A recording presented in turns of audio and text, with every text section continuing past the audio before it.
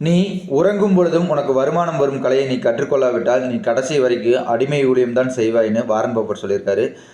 என்னென்ன வழியில் வருமானங்கள் நம்ம பெருக்கணும்னு ஃபஸ்ட் பார்ப்போம். வழிகள் ஃபஸ்ட்டு வந்து உழைப்பால் வர வருமானம், அது வந்து வேலைக்கு போகிறோம் வருது, அதை மட்டும் வச்சுட்டு இருந்தால் லைஃப்பில் முன்னேற முடியாது. ரெண்டாவது ப்ராஃபிட்டபிள் இன்கம், ஒரு பொருளை வாங்கி விற்கிறது மூலிமா காமர்ஸ், அதில் வருமானம் பார்க்கலாம். மூணாவது ரெண்டல், வாடகை, கடை, வீடு, நிலம் இதெல்லாம் வாடகைக்கு வர்றது மூலிமா. மூணாவது ஒரு ராயல்ட்டி, மியூசிக்கு, புக்கு, நம்மளோட கிரியேஷன்ஸ், நம்ம ஒரு இதாக கண்டுபிடிச்சி அந்த மாதிரி வர ஒரு வருமானங்கள்.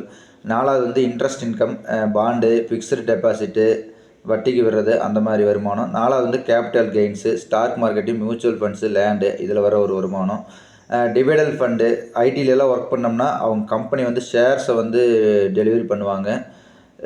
இதுதான் வருமானம் வர்றது. நீங்கள் வேலைக்கு போனால் உங்கள் சந்ததி வேலைக்கு தான் போகணும். பிஸ்னஸ் பண்ணுங்கள், உங்களுக்கு என்ன வருமோ அதை பண்ணுங்கள், ஜெயிக்கலாம்.